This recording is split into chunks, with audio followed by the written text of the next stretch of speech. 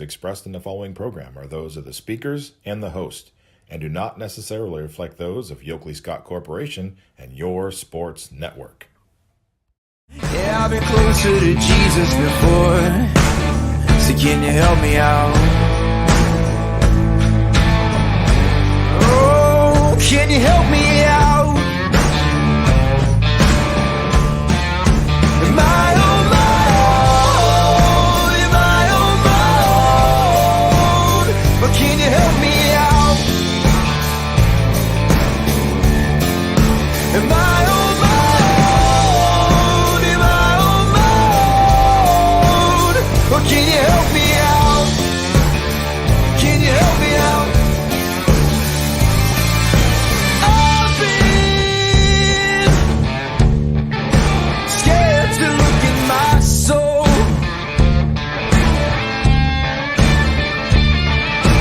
I've been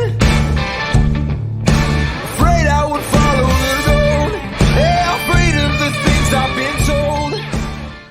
Hello, everybody. Welcome inside a Monday edition of Running Point on ysnlive.com, brought to you by Greenwood Chevrolet at Pointing the Wrong Way again in Austintown. I'm Anthony Hartwig. That's Ty Bartell, as always. And this Monday, we are joined right off the top of the show. We're going to talk a lot of softball with one of the legends of the area in softball, and Aaron Gabriel. Aaron, thank you so much for taking the time to hop on the show with us today.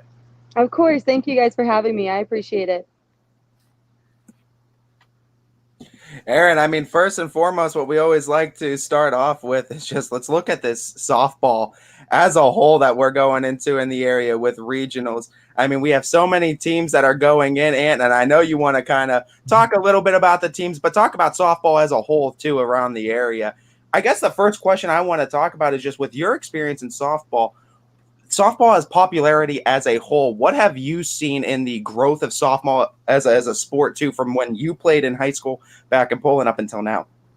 Yeah, softball in the area and just in general in the nation has been expanding. It's been great because when I was in school at Tennessee, I know that the SEC network and then ESPN started picking up more games, and it has just exploded since it's been on TV more. More younger girls are getting interested. They're watching college. They're getting inspired. They want to play. So I feel like softball in general, it continues to grow and expand through this area and throughout the nation, and I can't wait to see where it goes in the future. You know, one of the things that we noticed real quick when we look at softball in the area this year, there is so much young talent, especially in the circle. It's got to speak to the growth of the sport. How have you seen the growth of, sixth to eighth grade, players that they're able to hop into varsity as a freshman and be ready to make immediate impacts on this varsity level? We didn't usually see it a lot back in the day. Yeah, it used to be rare that you would see a freshman on varsity, especially if they even started. And now, I mean, you're seeing freshmen and sophomores take over the game. So it's really cool. I feel like girls are starting a lot younger. I know I have certain 6-year-olds that are starting to pitch, which was not heard of in my day. And then girls are playing year round consistently, and they're training even harder. So, and I know that girls are now lifting earlier too. When I was growing up, lifting as a female athlete wasn't as important. And now girls are starting to lift in 7th and 8th grade, and it's making a huge difference in their game. For as much young talent as we're seeing in the regionals in this area, there's no doubt that there's also some senior talent as well. One of those being namely Paige Ogden for the Ursuline Irish going into this tournament. What can you say about Paige's play too, being one of the seniors that we're seeing going into this tournament? Yeah, Paige is a very special young woman. She works harder than anyone that I know. She's one of the top performers in this area, and she is very respectful for the game, very classy. I'm excited to see her continue on the mound and at the plate. I mean, all around, just a phenomenal athlete. What does she bring to the circle that makes her unique and so hard to kind of hit when you have to stare across from her in the batter's box?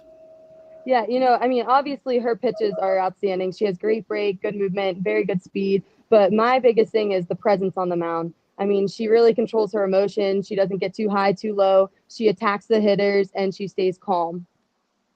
She might be a senior, but, you look at experience-wise, she missed a year with COVID, and she missed a year with injury. So really, it's her second year of varsity experience. So you can kind of chalk her into a young experience-wise player in the area too, even though she's just a senior. Yeah, she really, with those losing those 2 years, that really says a lot to her about her composure from the injury and for COVID to come out, and she acts like a senior. She acts like she controls that field and she dominates. Yeah, With that kind of with those kind of things, you'd almost think like those are going to be superstitions too that are happening Hmm. on the field of softball too, and it's such a sport of superstitions too. And I know particularly there was always something about red cleats and wearing red cleats in Oh, the game for you too. Where did that superstition start, and where do you think yes. like the superstitions why it's more prevalent in softball than other sports? Yes, my red cleats did not match my Poland uniform at all whatsoever. It started when I was young. I started out in red cleats and they had to be red Nikes, and I don't know why. I did try a pair of just black Under Armour shoes. I remember them my freshman year. I was trying to at least stay in our colors for Poland, and it just didn't feel the same. Once they ripped, I went right back to the red. I don't know. It's something about superstition with baseball and softball athletes both. I feel like we have our pregame routines that we got to stick to. There's either like some wear a cross or a necklace that they have, or certain earrings, or for me it was shoes, but it just makes you feel comfortable when you're out there. Did you find as you got higher in the level of softball and you went and you had your teammates in college that superstitions got a little bit more and more every level that went up? Because obviously, if you got there, there must be a superstition reason why you got there. Yeah, I can say that every single, I feel like one of my teammates at Tennessee had something, even if it was like who was tying our bow before the game. I mean, it went that far. You had one person that would tie your bow and that's it. I had one person that would braid my hair and that was it. So, I mean, I feel like it got more and more as the games continued to get bigger and bigger. Talked about that transition from that high school to the college realm too. Obviously, you were a very good student of the game, but you were also a very good student too. What kind of advice would you offer to these student athletes to keep it up not only in the classroom but also on the softball diamond, as you were able to do so well when you were in high school? Yeah, academics are 100% the number one priority, and that is what you are going to have after your sports are over. So, especially as a female athlete, there's not as many opportunities for us to continue to play and for as long as male athletes. So, your academics are your priority, and that's what you have to make sure that you're taking your pride in and your time. So, it also speaks a lot about your discipline and your respect for yourself. So, make sure that you're disciplined enough to keep your grades up off the field and then get to play on the field. You've pitched in regionals, you've pitched in state. How much does the stage and the pressure change from districts? Now you're playing regionals against teams that maybe you haven't seen before, and everything gets a little bit more intense. So talk about the stage change and how you handled it, and what advice you'd give to these players that are obviously going to be playing in regionals on Wednesday, and how they should handle that change between districts and regionals. Yeah, districts was always normally teams you were comfortable with. You know, you played them throughout the season most of the time. You were on a field that you normally had played at before. You're comfortable with that field. You know the backstop. You know where the outfield, the fence gets to. So you were able to read and you were able to play a little bit better, more comfortable. Once you got to regional and state, you normally got to a bigger field. More fans were there. Teams you didn't play as often or never played before. So then the game and the stage gets a little bit bigger. But what I would tell the girls is it's the same game. It's still 60 feet, you know, it's still from home to first. It's still the same 43 feet as a pitcher. So nothing changes. Take one pitch at a time, enjoy the moment, and enjoy your teammates. You were also a multiple sport athlete too, with Poland, playing soccer for 4 years as well. What can you speak on playing multiple sports in high school? Did you see any carryover success, if any, from sport to sport? Yes, I definitely did. I know that soccer helped me a lot with my endurance and also my explosiveness. I actually didn't realize I wanted to play softball until I was a sophomore in high school. I really thought I was going to go play soccer in college, and that's what I wanted to do. So it's funny how things change. So you truly never know. I mean, I love both sports, but until I was a sophomore, I was going for soccer. And then things changed once I got on the junior team. But I loved it. I loved being able to take a little bit of time off softball to clear my head, or a little time off soccer. It makes you love the game more when you get back to it. But I definitely think it made me a better athlete overall. Pitchers need good catchers. That's Mm. apparent. You had great catchers in your career. South Range has a pretty good catcher in Kelly Zolik, who manages the 1-2 punch of the Raiders, and Julie Stakowitz and Sam Suzanne. What makes the catcher so important, and what does Kelly do so well that excels her the all state level? Yeah, I got goosebumps when you started talking about Kelly because she is just one special young lady. I mean, I've worked with her now for a couple years, and she is one of the hardest working, most disciplined young women that I've ever been around. She loves the game, just truly loves and enjoys the game. It doesn't matter if she has to come at 9 o'clock at night to come hit, she's coming. She'll come after a full day of work and she's there. She's always getting her reps in. But her biggest thing is her mindset. What I see in her, she's able to make quick adjustments. And for her pitcher, she's able to stay calm. She's always back there working hard. She's that calm demeanor that they need to turn to if something's going wrong. She can calm the game down, and she controls the game behind the plate. We look at these great athletes that are in the area too, and I mean, there's so many of them that are going next level too, and have so many bright futures that we see from this particular area.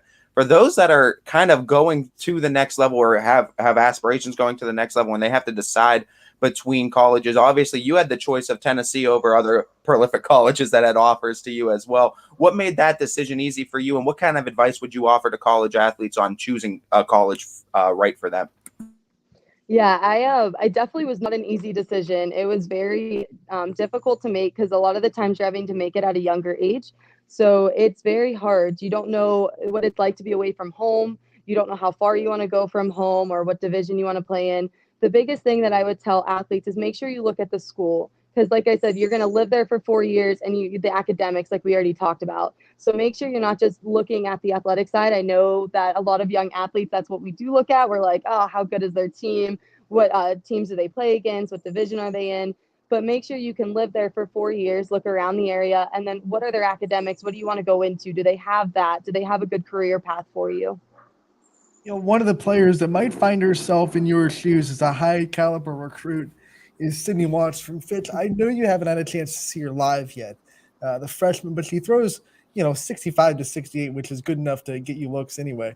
Off speed. What kind of developments do you want to see from pitchers like that from freshman to senior year? Because now you can't get recruited until, you're a junior. So what kind of developments would you like to see as a coach from freshman to junior year when you already have the high velocity? You already have a little bit of off speed you can throw. What else can she add to her repertoire to take her from that next level where she can be looked at by Power 5 teams? Yeah, incredible athlete in Sydney Watts. I mean, I just hear amazing things about her constantly from everyone that I encounter. I really want to go out and see her pitch in person. I've seen videos, but I would love to be there in person to get to see her. For her, I would definitely say the biggest thing that I worked on throughout my career was the command of my off speed and being able to throw it in any count. Didn't matter if it was 3-2 with bases loaded. That is going to help her tremendously if she can get that off speed with the velocity she already has. And then what I wish I would have worked on more before I got to college was how important locations are. So I know for me, when I was throwing that hard in high school, location didn't always mean as much to me. When you get to college, people are definitely throwing that hard more consistently, and you have to be able to locate on and off the plate. So you have to be able to command that river pitch, make sure that you can then move it on a little bit more on the plate or a little bit more off the plate and up and down in the zone. Yeah, and even back when you were recruited, 70 miles an hour was kind of rare. But now it feels like every team in this tournament has someone that can go 68, 70 miles an hour. So is velocity really something that pops eye anymore when you can throw that hard? Or coaches now looking more towards, can you locate it? Can you move it? Can you have an off speed? I mean, I feel like when you were recruited, 70 would probably be one of those ones where a coach could say, well, I can fix anything that, but you're throwing 70. I got to look at you. Yeah, I completely agree with that. And I do think it goes back to girls are starting at a younger age now to pitch, and they're also lifting earlier. So girls with their velocity, there's so much more, mid to upper 60s to even sometimes 70. All teams are starting to have a pitcher that can throw that. So I agree with that. A lot of coaches that I talk to, they're looking for swings and misses. Can you move the ball, and how's your off speed? I really do think that the girls that are the most successful that I see, they have a dominant off speed because the hitters just can't time them up.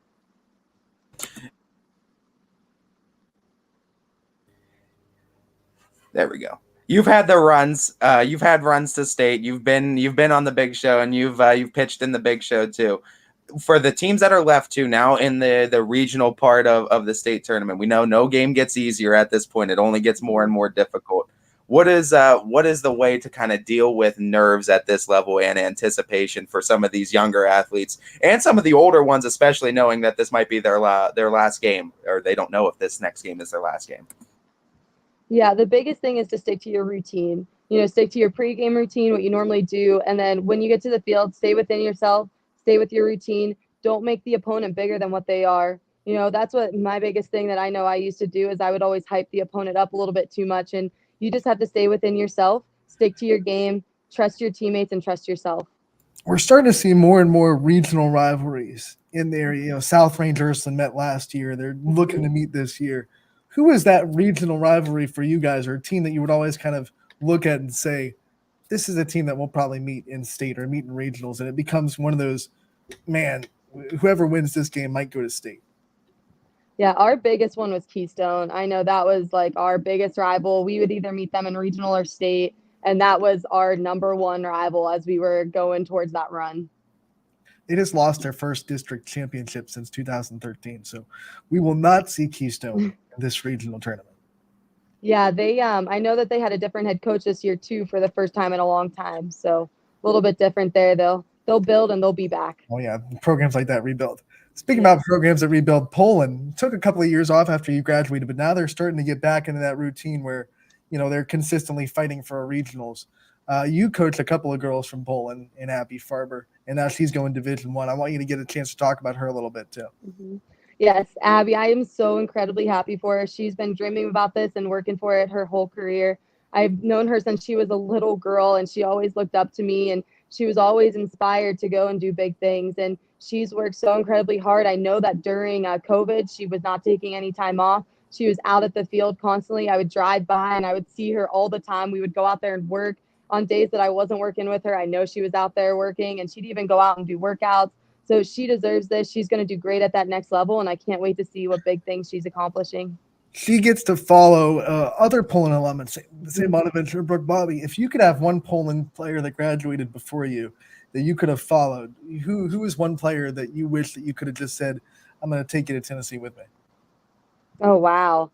Who graduated with me or before me? Before you, like someone that you wish went to Tennessee and you could follow there or whatever. Yeah, you know, Liz Maurer, she was a really good pitcher at Poland before I got there, and she actually lived up the street from me. So that is someone I really looked up to because she had a pitching mound in her backyard that her dad made for her. And I remember I'd always go and watch her pitch, and then her dad actually let me use their mound too. So it was really nice to be able to see my neighbor always pitching. Then I'd go watch the games and I'd get to see her. So she was a role model for me.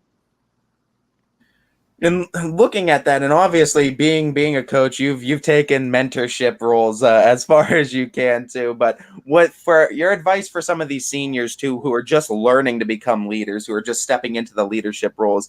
How important do you think it is for these older players to mentor the younger players that are on the team while they have a chance and while they're still there? Yeah, it's very important that the older girls take those younger ones under their wings. And, you know, it even could be a younger girl that's stepping up to be a leader. You don't know. Some girls just are natural born leaders and they have those qualities.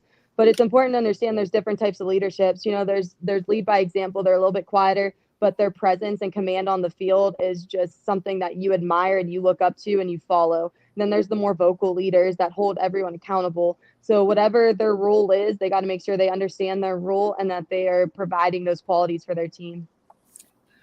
I want to ask what the best stadium you've ever played in. And I want to take out your home stadium. So I got to take out Trevery, got to take out North Elementary. But besides your home stadiums, what was the favorite stadium that you got to play in? I think it might be, don't say Oklahoma City either. That's the easy answer. No, I honestly think I'd have to go with Alabama, which I know I can't even believe I'm saying another SEC school, but it was electric in that stadium. It was just unbelievable the amount of support that Alabama softball has. I remember their band was there. They had this huge student section that was just, yelling at us the whole time, even when we were in the dugout. It was incredible to feel the energy in that stadium. So I'd have to go with the Rhodes House for sure. That being said, how impressed are you that someone went in there and won this weekend? Oh, I would never. I was shocked. I was like, I never thought that Alabama would ever lose a regional. But for Stanford to go in and beat them like that, I mean, you got to tip your cap to them because that's incredible. On top of all that, we talk about these great schools, and we talked a little bit about the difficulty you had in choosing the school. But I think another thing a lot of kids have difficulty with is choosing that major too. You nailed it down to nutrition, but what was that kind of process for you trying to choose your major? Because we know a lot of student athletes in particular have a little bit trouble choosing their major going into the college. Yes, I actually was very confused. I had no idea. It was because I had so many interests. I went in so many different directions. So I'm really glad that you brought this up so that other kids can hear this. I went in undecided. I had no idea. So I went in and I took a couple courses in each of these areas that I had interest in, and I narrowed it down. And actually, nutrition wasn't anything I ever thought of, but I was actually required to take a nutrition class as an athlete, and I just fell in love with it. And then my senior year, I was going to go to Ohio State to get my master's in nutrition and be a sports dietitian. And after I got injured with a hip injury my freshman year, and I was in physical therapy all 4 years at Tennessee. And I decided my last semester at Tennessee that I was going to go and get my doctorate in physical therapy instead. So you truly never know what path you're going to take, or what something, one little thing could change your whole direction in life. So I would say just take everything in, try new things. If you're interested in it, go and do it, because you never know what it's going to end up being like. When we look at the teams that are left, they're established programs that have been here for a while, that have succeeded for a while, probably because they've had coaching staffs that have been there for a while. Even Ysn, it's new head coach, but been with the program. How much is sustainability and coaching sustainability important in building high school programs, do you think? I think that's a very good and true statement, because I do know you have to build it from the community too. So if the high school coach gets involved in the youth programs, like I know my coach, Coach Lamport, he did great with that. He would build the programs from the youth program up. I remember he would come to games when we were younger. The high school girls would always come down to our classes to talk to us about softball, always holding the youth clinics. So the more that the coach can get the girls involved in the younger ages, it really builds that community and builds the support for the program to then continue on throughout. You obviously had a lot of other things that you did outside of softball in your high school career, French club, science club. You're on both the courts for homecoming and prom. Talking about that, how important was it for you to kind of have those other getaway clubs too, to kind of get your mind off of the sport of softball and kind of take a mental break from time to time? Yes, those are very important. We have to understand, as athletes, we sometimes fall into that trap of we only identify ourselves as an athlete. So then everything we do on the field means that it reflects on us and who we are. And that's not the case. So always make sure that as an athlete, you do have to shut it off at times. You have to go do other things, show other interests, try new things. So for athletes, they have to make sure that they aren't only identifying themselves as an athlete, and they are trying and doing other things. Yeah, now more than ever, mental health is so important in softball. Mm-hmm. Do you think the growth of the sport has also come with more pressure of the sport? You're always on ESPN, you're always looked at in college if you're in that level, but even in high school, you're ranked when you're 13 years old. Do you think the growth of the sport has also brought a higher bit of pressure that comes with being successful? Yeah, I agree with that, with how much it's on TV, and then also social media. I feel like social media has really changed the game as well. I do think that there's more pressure on these younger athletes to perform because they're always being watched. I know that some of people, when I was growing up, they always felt that, but now I feel like all of the girls are feeling that. So it's very important. I think that girls are starting to talk more too, and athletes in general are starting to open up and talk more. Both my parents are psychologists, so I was really lucky on that end to be able to stay kind of within myself, and I had others to talk to. They would always kind of check in on me. So I do think that athletes, as they're going, they need to make sure that they check with themselves, check in on themselves, and check in on others. I'm sure there's one point in your career where you were mentally low, where you were struggling mentally. What was one thing that you did to get through a moment like that? Yes, I remember specifically when I was at Tennessee and I got injured my freshman year, and I was at the lowest point that I've ever been as an athlete. I was told I'd never pitch again. From the doctor that did my surgery. And I didn't even know who I was without softball.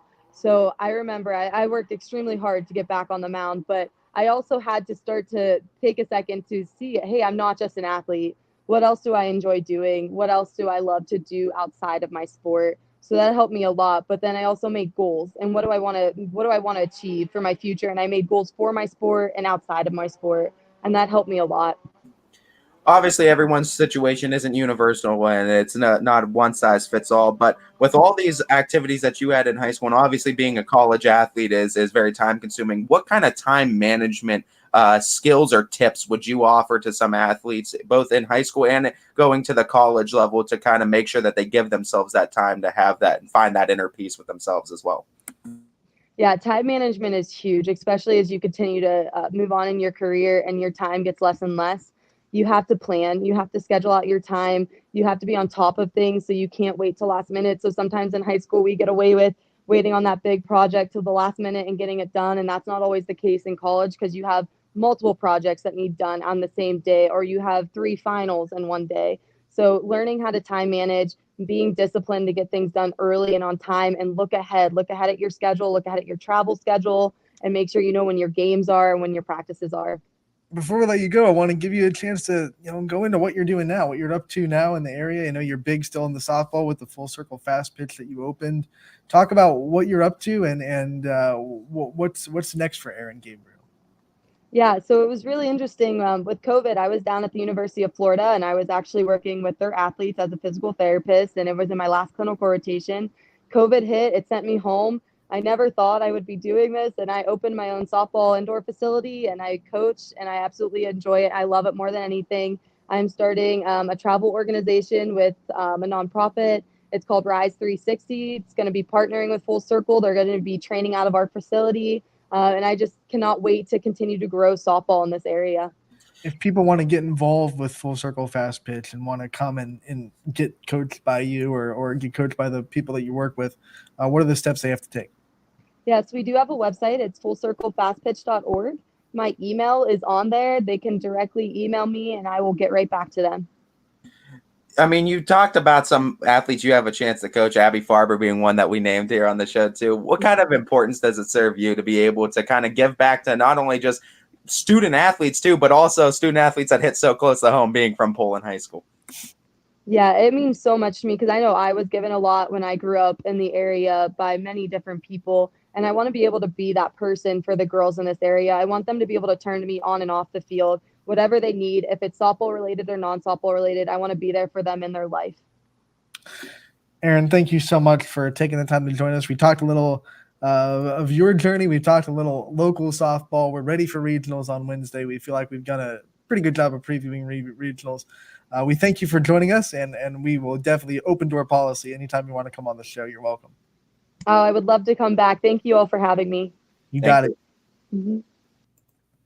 Aaron Gabriel, Tennessee alum, Poland alum, and now giving back to the sport in the area with Full Circle Fast Pitch, coaching some of the girls that we see on YSN, and probably a lot of girls that will end up seeing on YSN in the future. Yeah, I mean, just a great mind for the sport too, and I think it's important too that you highlight some of those college level athletes too, and those that kind of have been there, done that, and can give advice to these younger athletes too. And that's I enjoyed it too, and I enjoyed hearing her experiences and just hearing the advice that she has, having been there and done that with all of it. I think when athletes hear advice from a coach or a parent, it's kind of like when you hear an advice from someone that has been there, done that, it kind of carries a little bit more weight. Like when you see Aaron Gabriel and you say, okay, she pitched in the SEC. She pitched in the SEC championship. She pitched in Oklahoma City. State championship at Poland too. Like, I mean, she's literally been there, done that. So when she gives out advice, it's kind of like, oh, okay, I should listen to this. Yeah. It carries some weight. She's been on the big stage and she's had success too. And she's also managed to find other interests too, and manage finding what college she wanted to go to, finding what major she wanted to do, while also being in French club, homecoming court, prom. Right. Like she got involved with high school too. And I mean, time management is obviously something you have to kind of master as you get older too. But she definitely had other experiences outside of softball too that I think were huge too in her development overall. Kind of defunks the myth that you have to specialize and just lock in your focus on one exact thing to be successful in this sport, right? Like you don't. Like Erin obviously had soccer, she had the French club, like you said, homecoming, and all the stuff that she got involved in with Poland. So although she was a lot about softball and she worked extremely hard in her softball career, it wasn't her only focus. And I think it debunks the myth that you have to have one singular focus and you have to specialize in that sport to be successful, because obviously, you don't. You can't. No doubt. And I mean, she's had a bunch of experiences that she could offer from. This is a great comment from Steve Ward, Coach Ward. Remember how excited we were when we would get a hit against her? It didn't happen. Great advice to younger players looking at college too. And I agree. I couldn't agree more. I think the advice she offers and just her experience, like you said, Ant, I mean, not too many people have those experiences. And like you said, it carries more weight when she gives that kind of advice. Coach Ward has a pitcher kind of like that right now. Oh, we got a hit against Cindy Watts. Woo! Oh man. Yeah. Speaking of which, too, you got to stay tuned to our socials. We also have a couple more interviews we have to get to today, but we also dropped Coaches of the Year on socials too. So let's, with the drum roll, if you haven't seen it, we'll start with softball, and the man himself that commented, Steve Ward, wins our YSN 2022 Coach of the Year in softball. And Ty, when you talk about this, so many good coaches in the area. This was definitely a hard decision, but I'm going to go over some of the things that maybe pushed Steve Ward a little bit over the edge. 22-2 record. No one had more wins than Austintown Fitch this year. First district championship since 2013 for the Austintown Fitch program.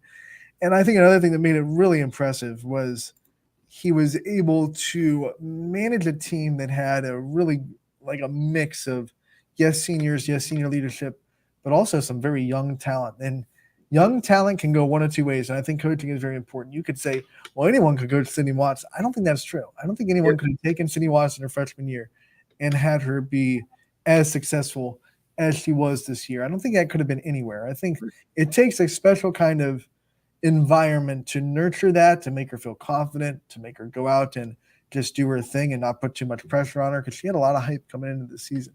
And it could have gone the other way. You know, it could have been pressure gets to her and all of a sudden it's not working out. And Steve Ward made sure that his environment and his team culture never let that happen. And I mean, he's dealing with a lot of players with a lot of different, unique, and fun personalities, no doubt. And I think it's just, you look at it too, another fact, and I think we posted on socials, it's hard to kind of go against it. I think he held the top spot in our power rankings every week of the season too. So, I mean, Fitch definitely had a stronghold on that.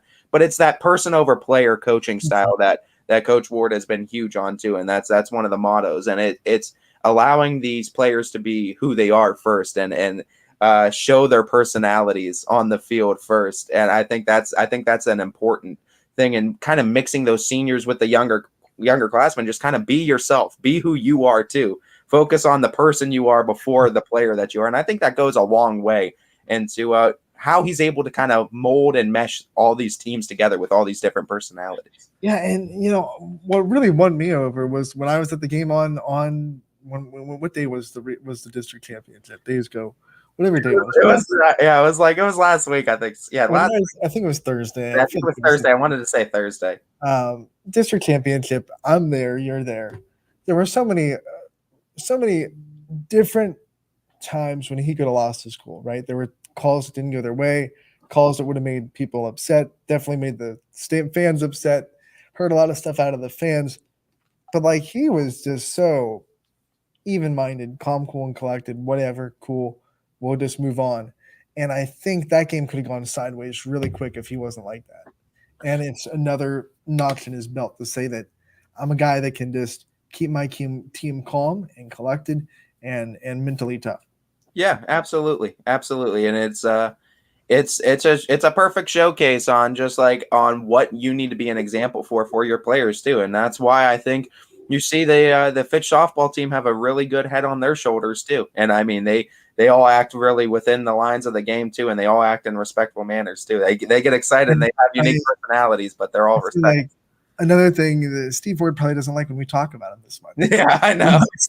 I know. It's all the credit to give to his coaching staff and the players, which is valid. You know, players go out there and win the games, right? Like coaches can't pitch for them, they can't hit for them. I'm sure there are some times when Steve Ward would love to pick up a bat, you know, and go out there and make some adjustments himself. But coaching is a big reason why they're successful too. We want to acknowledge that, and Coach Ward's done a great job with that program. I want to give a shout out to some other people that were in the conversation. Definitely everyone that's still alive. You know, you look absolutely. You have. You look at Christina Dugan coming. I know she's been with the program, but first year as a head coach and kind of keeping them in that same elite mindset at Ursuline, even though they lost 3 seniors that all went on to play in college, one of them Division I. You lose that kind of talent. It's not exactly easy to come back next year and be like, as a new coach, you know, keep them all focused on the same mindset and on the same goal. She did a great job. I think what she's done really well with that Ursuline program, by the way. And the players have said it too. mental focus and being able to be mentally strong in that program. She has taken a really good responsibility of making sure these girls visualize success and they don't just rely on just their talent. I'm not saying they did that last year, but I'm saying last year they could have used a little bit more mental focus throughout the close games that they ended up playing in the regionals. And I think now close games, they've played in a lot of them this year, and they're going to be a little bit more mentally sharp when those kind of situations pop up in regionals, which they're bound to. And I mean, Coach Ganahan too was a great coach to be under for Coach Dugan as well to learn. So it's like you take some of what he offered, you bring some new things to the table too. And I think what Coach Dugan has done is, I mean, yeah, absolutely. Ursuline just ran it back. They lost some pieces too, but they took what they had coming back and they ran it back. And Paige Ogden has absolutely taken leadership by storm in that circle and said, we're going to get there one way or another. And I mean, great leadership on the field, but Coach Dugan has definitely in her first year at the helm, at the head of the ship, has definitely showed that, hey, we can run it right back. No one else has won 22 games other than Steve Ward, but you could argue that Ursuline might have if they got as many games in as Fitch. They're 20-3. Yeah. So they don't have as many games in. Fitch has what? That's 2 more. I believe so, yeah. So, 22-2 is oh yeah, it is. It's 24. Yeah. So maybe they couldn't get as many. But but still, my math is Georgia Tech fan, not Georgia Tech student, obviously.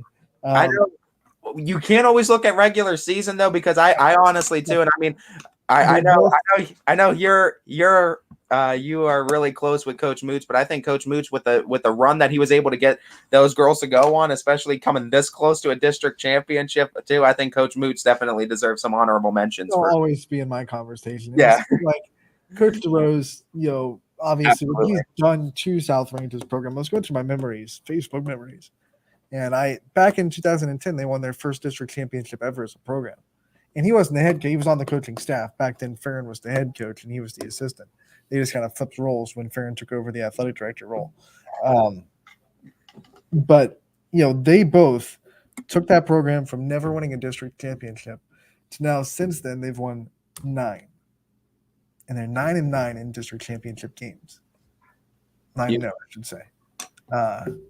So to do that to a program, like props to Coach DeRose. Absolutely. Every year we think, they're losing a big piece. They just kind of, that was my reload sound effect. Reloading. Just yeah. I don't want to be like cock because they're not recocking, but they're definitely a team that always is in the conversation in D3. There's no doubt that but you got to look at Canfield too. How do you not look at how look at Coach Angelo in Canfield, and he's kind of in the same boat as Fitch is, where he has a good mix of young players, like Melina Toth, sophomore pitcher, has some senior leadership, Ann Jadala, and they've been able to go and win the district. They won 2 out of 3 against Poland. They have a lot of big wins, and they're right in that conversation. I think there are some other teams maybe just missed the tournament or just missed the regionals that should be recognized. I think Coach Amaro at Hubbard taking over the program, and absolutely could have won a district if unfortunately Haley Crow didn't get hurt. He and I loved Coach Amaro too, because he was one of those guys that we had on prior to the start of the season, and I mean, just a great interview. You can find that on ysnlive.com and our YouTube page too. But I mean, he's a great coach, and him coming back to this program, he was bringing that right mentality, and it's like sometimes injuries are just part of the game, and sometimes you can't kind of control when those happen.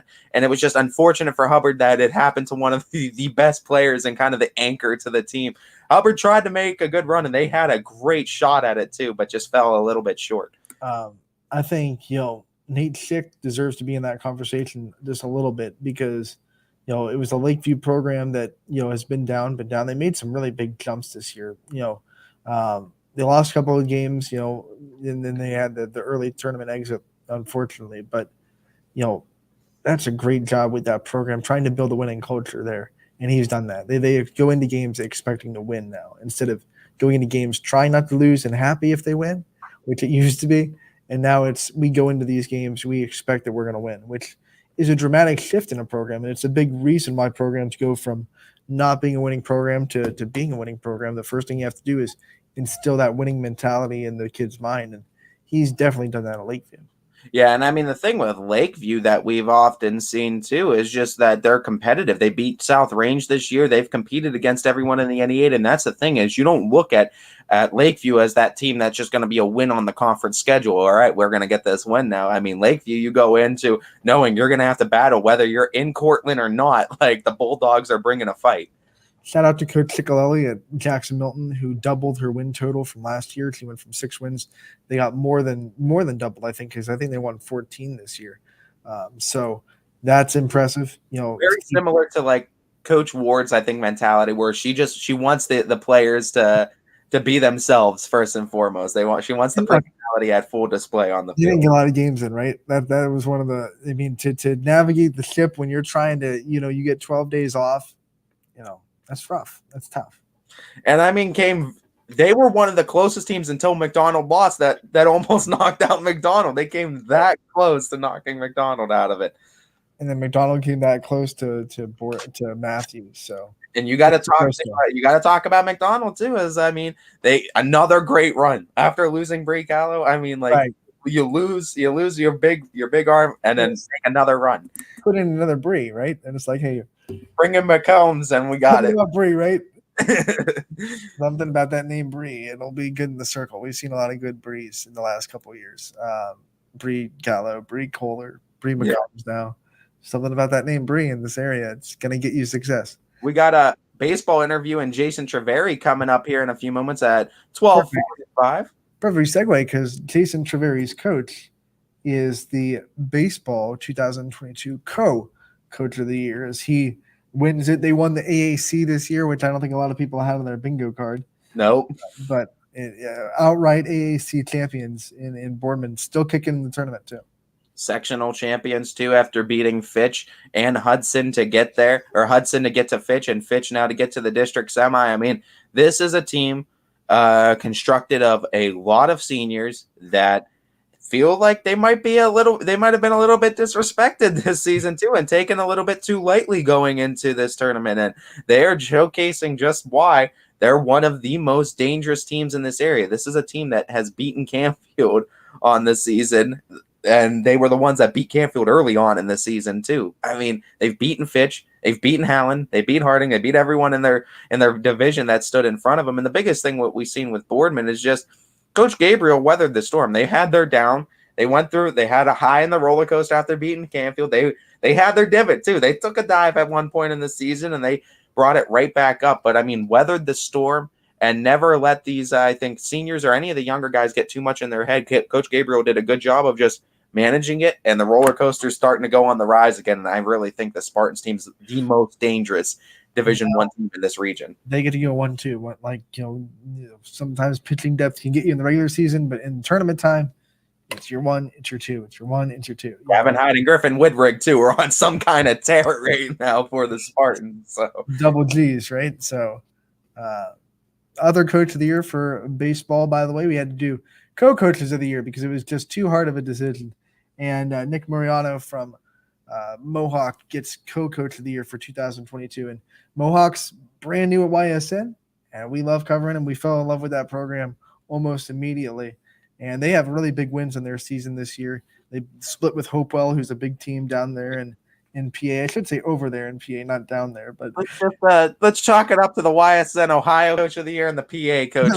Right. Now we have to do both. There we go. We got a PA Coach of the Year and an Ohio Coach of the Year. But no, Nick Mariano, I mean, joining on the Mohawk Warriors did this season too. And I mean, this was huge. And DJ's been down there a decent amount. And if you look at the scores, they're usually not close when Mohawk either. They're beating up on teams, and they're one of the better ones over there in the Keystone State. So no doubt, I think they've made their presence known emphatically on YSN with their first season. I love it when programs like get signed on and then like right away it's like they open their doors. They're like, this is what we're all about. We get to learn about their program, learn about their communities.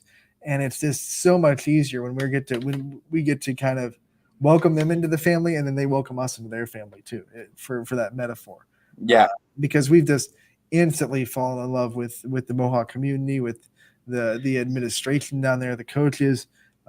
It's been a really fun ride to get Mohawk and be able to start to cover them really heavy this spring, and we're going to continue it. It's not going to stop. Yeah, we're gonna enjoy our continued coverage of Mohawk, and don't forget, if you want to join the YSN family, all you can do is look on ysnlive.com. Also, contact your school board too, and ask them how to get YSN2 free service that is provided by schools. Absolutely free to the schools. Yep. And that's 2 straight seasons where we've had a brand new team be recognized in the post-season awards. They like to make their jumps too. They like to absolutely make their jumps. I'll tell you another player that's making a jump too. It's one of the seniors on this Spartans team, as they're trying to keep making jumps on this road to Akron. They got another one in front of them, Uniontown Lake, coming up, but it's Jason Trevery, one of the leaders for this Spartan squad. Jason, thank you so much for the time and popping on the show with us. Thanks for having me. Jason, I guess first and foremost, let's highlight this entire season experience. I mean, you guys, you've rode the roller coaster. You had your highs, you had your lows, you had spring break trips, but you won the AAC, you won the sectional championship. You're on your way to districts now. What's this experience this season been like from your perspective? It's been all over the place, but it's been really fun playing with all the guys and working together to get through tough spots and just getting on rules and stuff like that. What have been some of the conversations that you guys have had as a team when there were those lulls in the season to get you guys back up and running and get momentum again? Just about how was our senior, like the seniors would get together and we'd talk about how we'd want to go out with a bang this year and just get on a roll when we had to. You've been batting third in the lineup too, and you're usually batting it towards the top of the order anyway. What kind of responsibility did you take in trying to get this team turned around to being one of the RBI production leaders and one of the guys asked to bring runs home? I just try to hit the ball hard somewhere, whether it's a fly ball or a line drive or a ground ball, just to try to get guys moving on base, just trying to get on base and scoring and stuff. Are you a lead by example guy, or are you more of a vocal leader on this team? Which side of the fence do you think you would fall on? Probably more lead by example. I try to be vocal, but I don't know, I'm just not like that.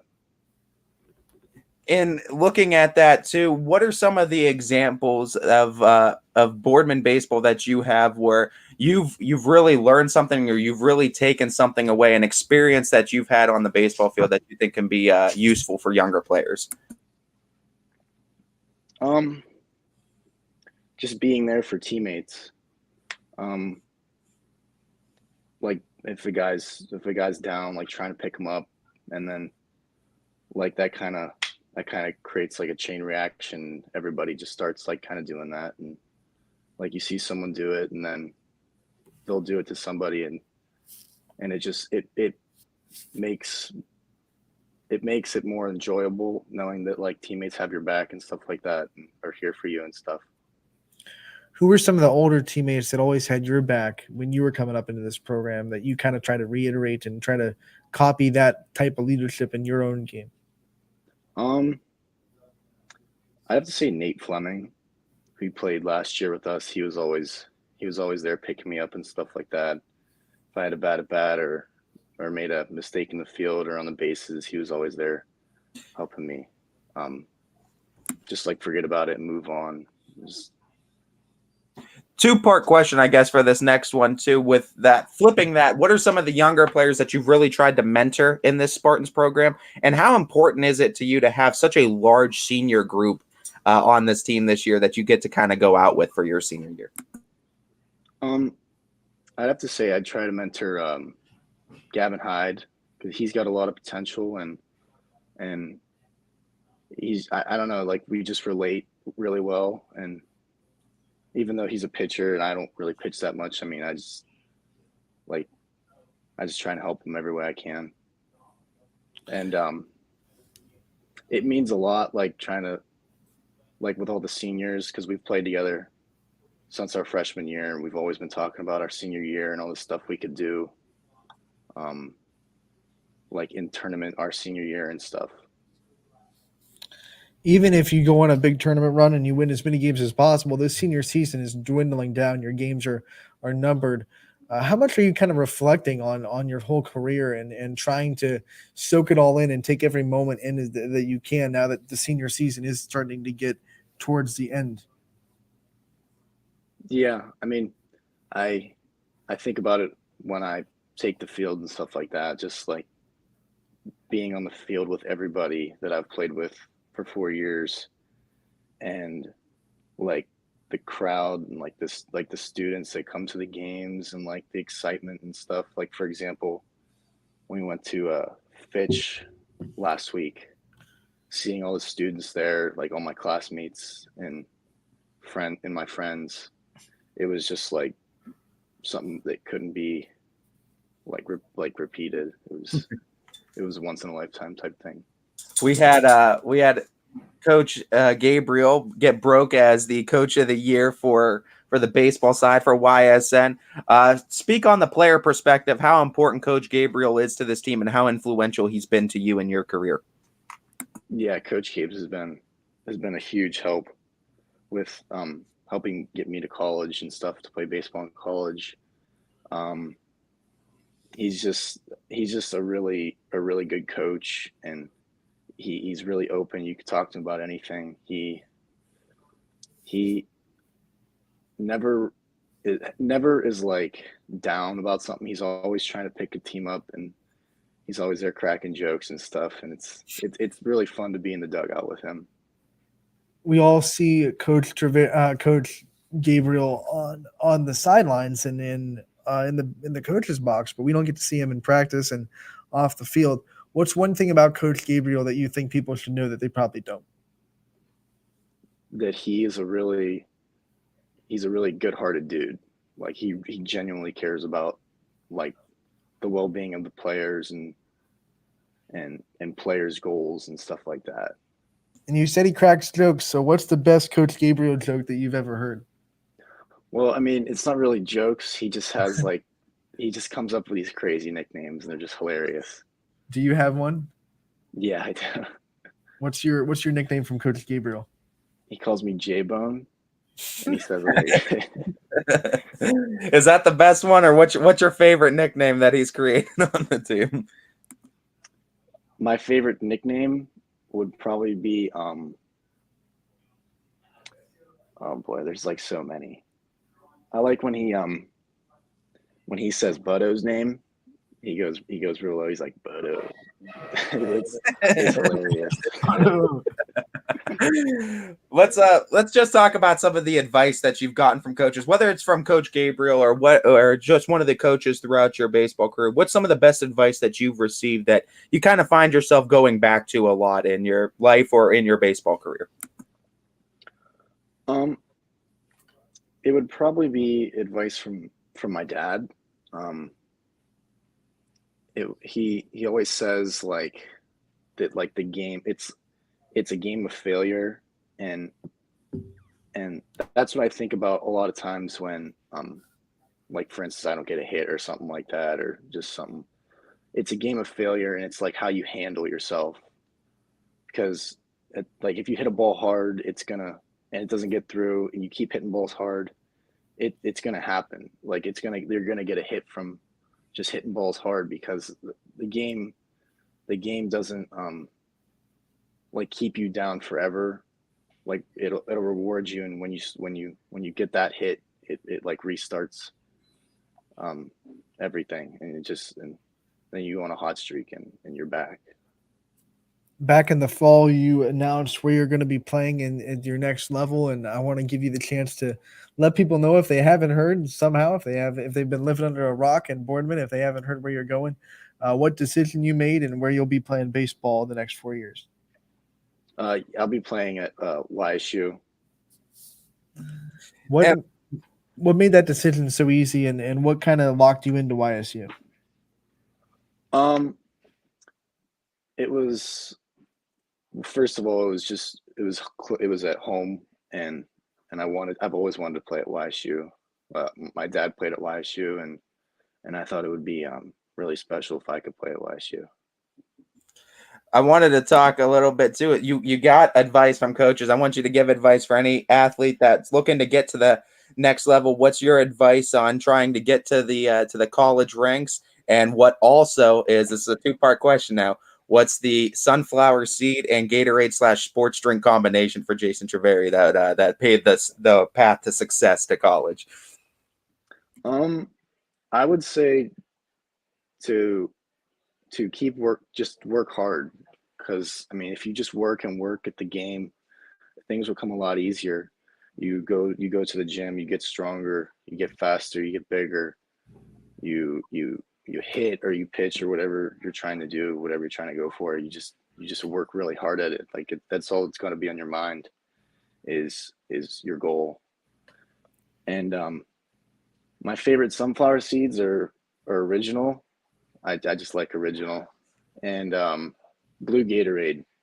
Original seeds and blue Gatorade is my go-to. All right, Jason, before we let you go, I want to get you some rapid fire questions to get to know you a little bit off the field, since we've been able to get to know you so well on the field. I'm going to start with, since we're talking about Gatorade and the flavors that you like, if Gatorade came to you and said, we want you to make a flavor, what do you think the flavorish would be? And then what do you think they'd call it? The flavor, I would probably go with a mango flavored Gatorade. Ooh. I like mangoes, so that's what I would. That's like the best one I've heard. I love that idea. Yeah, I'm surprised they haven't came out with it yet. We're going to have to get on Gatorade and send their PR people an email and say, hey, we got a guy with a really good idea. We should give him a look. What is one thing you're most excited about going to college? Playing against those big schools like Ohio State and like Michigan and like schools like that. What's making you the most nervous to go to college? Not having like a set like schedule like in school, like just having classes at weird times, probably. What's your favorite workout circuit? My favorite workout circuit? Yeah. I don't know. I like to do arms. Those are my favorite. Like that's my favorite body part to work out. What's like the one where when it's this day, when you have this day on workouts, it's going to be a long day? Probably legs. Leg days are brutal. Yes. What is one class in school right now that you really like? I like mythology. What's one class that you have struggled with in your high school career? Math. I've struggled with math forever. Forever. What teacher at Boardman gives the hardest tests?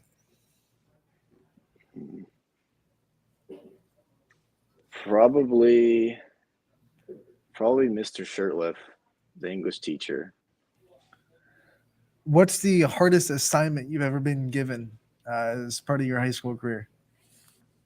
It was actually an assignment I just got last week. It was an 8-page research essay.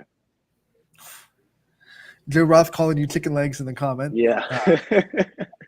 Goes right into my next question, since he's obviously not someone that wears the Boardman uniform. Who is your best friend in the baseball world that doesn't wear Boardman? Joe Roth. Joe Roth, even though he's calling you chicken legs. Yeah.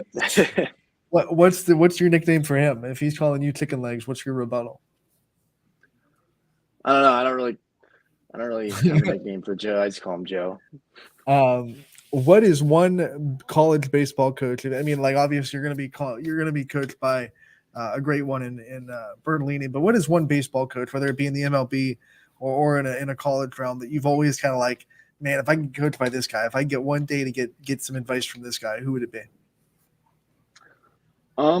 It really wouldn't be a coach. If I had to get some advice from anyone in like the professional level that's played there or is coached there or whatever, it'd probably be Barry Bonds, just because I don't know, he's just got a great swing.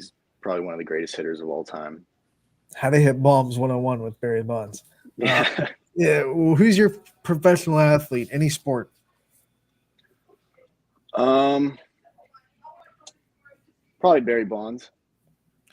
What team do you root for in baseball? The Dodgers. So your favorite player played for the Giants. Yeah, it's Whoa.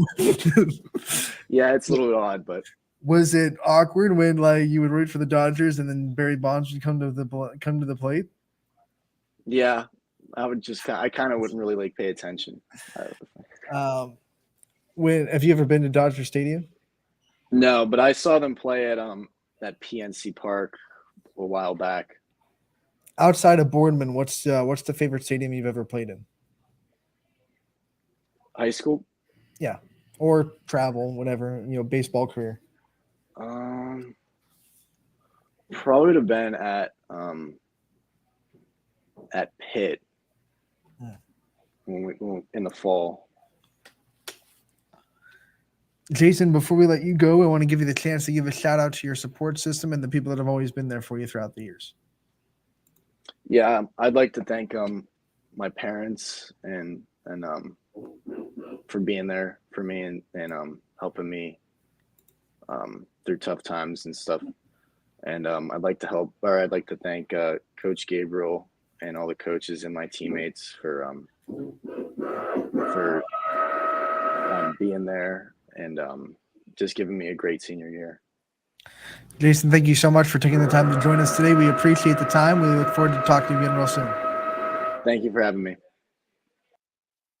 That was Jason Trevery, one of the senior leaders of that Boardman baseball team that is still in tournament play. They will play a little bit later this week, right? It's 2 and 3 tonight. Yeah, they will be playing tomorrow night. They'll be playing tomorrow night. Yep. Good. I was right on that. We go from AAC baseball to AAC softball. We're going to be talking to Jackie Kinnick from Canfield softball. Jackie, thank you so much for taking the time to join us today. Hi, thank you for having me. Jackie, well, we always like to kind of start off with, I just like asking about season experience, and it's been quite a ride for you guys too. You had a little bit dips in the roller coaster, but you guys really brought it up, and it all culminated in district championship. You're going to regionals. What's this experience all been like in the season for you from your perspective? For me, it was super rocky at the start, like you were talking about, and I didn't know how like we were going to fare throughout the whole season. I honestly didn't think at the beginning of the season, I didn't think we would make it this far, but I think we all just kind of gelled together, like right at that middle end point, and it's just been great from there on out. So, what was one thing that really made it easy to gel together as a team in the middle of the season? Was that 12 days off and spring break? Did you guys take advantage of that with team bonding? Actually, I think that might have helped, but we didn't see each other at all. We didn't have a trip this year. We kind of got some time away from each other. And I think that really helped, like, when we came back and all saw each other because we missed each other so much. And I actually think it helped us a lot because, there could always be, like, tension, even with, like, siblings when you're always together. And I think the time apart definitely helped us a lot. What can you speak on taking that time away from softball from time to time when it becomes too much and when you find yourself getting frustrated in it? What does it mean to take those mental breaks and everything? And how did you think it benefited you personally? Well, for me, I was in a big slump before, like in the beginning of the season, and taking that time off, I kind of just like focused on, like what can I do just to step away and take a mental break from like going to this every single day. And coming back into it, I just looked at it like, I need to make the most of this. It's my senior year. And I think I just had a new outlook on it after that break. Being a senior on a team that has such a good mix of some seniors and then they have some young players that have really stepped up for you guys, what kind of responsibilities were put on you as the senior leader to kind of lift this team up and try to keep them together throughout the season? I definitely think my senior class, we try and include the underclassmen more than years in the past. I usually compare it to like I don't know, but I definitely think inclusivity is important, and making sure all the girls like feel like they're part of the team and they're doing something, even if they're not like starting, or if they're like just being inclusive is the biggest thing for me. And I mean, you guys had the success too that backed it up too. You've had success after the break. Speaking on just this season, and being that it is your senior year, and it feels kind of like the most normal year of softball after the last two. Mm-hmm. What has the overall experience been like for you, and what have you taken away from your softball career in the 4 wild years that you've had? Honestly, I see it as something that taught me how to be mentally tough, especially with, having to take that big break for COVID. And that like took a toll on me. I really missed it during that whole year. And it also taught me like kind of how to persevere through anything, because like, especially last year, I didn't have a great year, like hitting wise. In the beginning of this year, it kind of trickled into that. And you just have to like get through that, and you got to work to the next day. And I think that's what the 4 years have taught me. I'm going to take you back to last week, district championship game.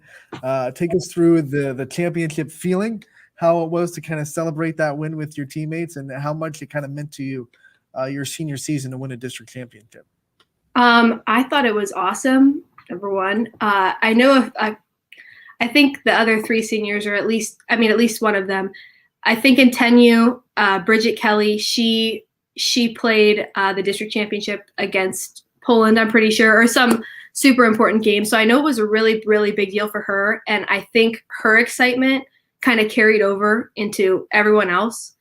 And especially like being that it was like the Battle of 224, Canfield Poland rivalry, it added to like the excitement. And it was super emotional, but it was awesome.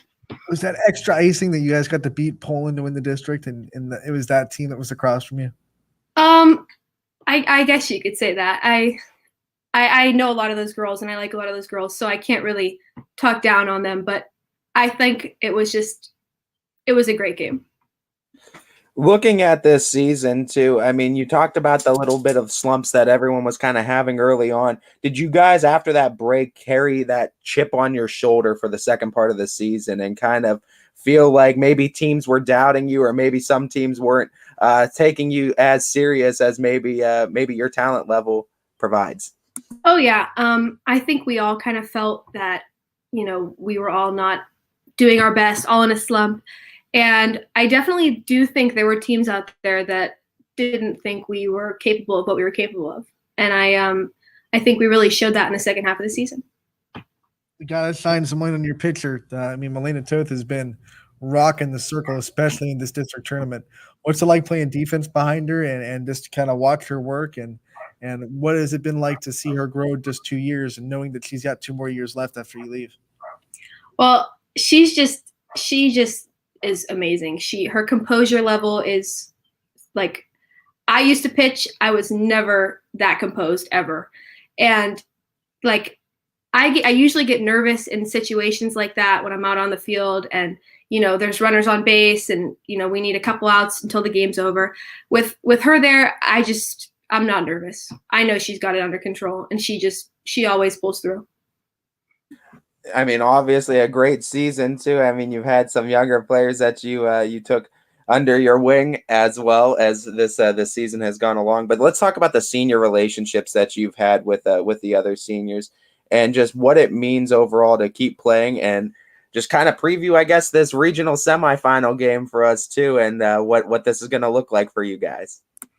Well, I love my 3 seniors that I get to share this with. Bridget Kelly, she is probably one of my best friends outside of softball as well.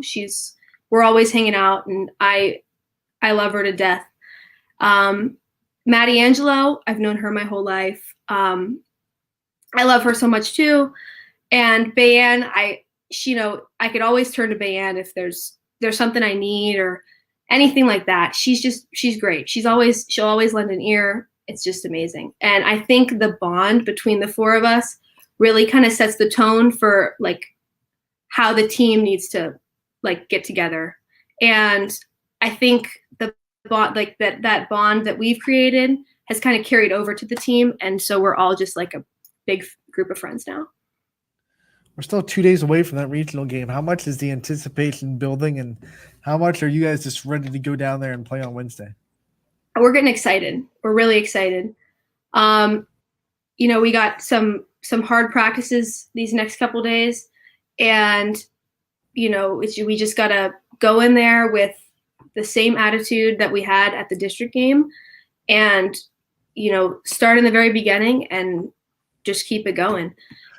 What are the emotions like when this tournament starts for your senior year and not knowing if next game is going to be the last game you wear the Canfield uniform? Oh, it's definitely kind of nerve-wracking, I would say. It's kind of sad.